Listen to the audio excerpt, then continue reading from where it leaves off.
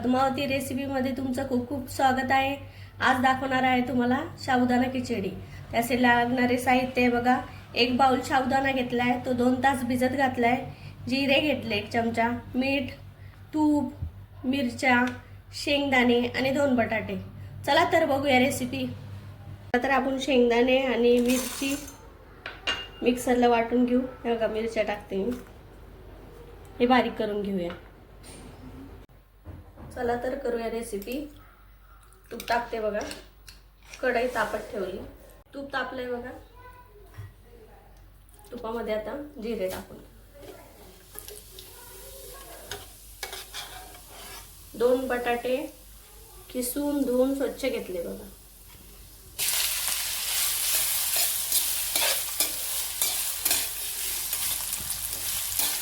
छान परतायचं 5 मिनिटं, बटाटा शिजला पाहिजे।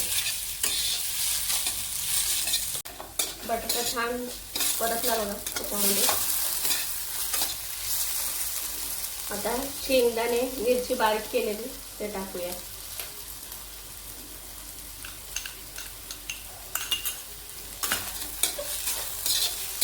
आणि तुपात मिक्स करायचं सगळं, बटाटा, शेंगदाणे, मिरची।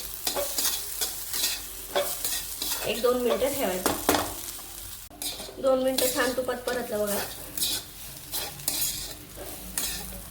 त्यात आपण भिजत घातलेला साबुदाणा घालूया।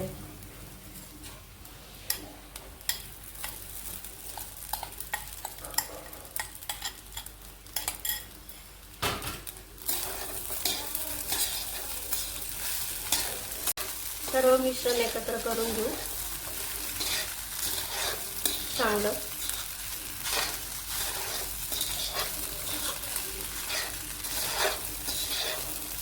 दोन मिनिटं छान हलवायचं, ते सगळं मिक्स झालं पाहिजे। बटाटा, शेंगदाणे, मिरची,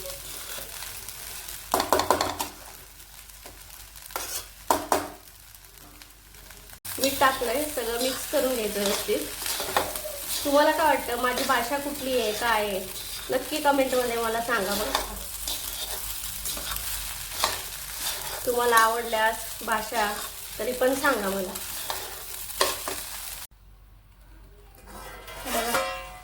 झाली बघा खिचडी मस्त।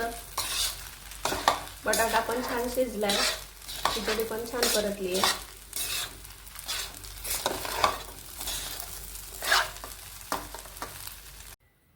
चला तर, तुम्हाला आवडली असेल रेसिपी, लाईक करा, कमेंट करा, शेअर करा आणि सबस्क्राईब करायला विसरू नका। धन्यवाद।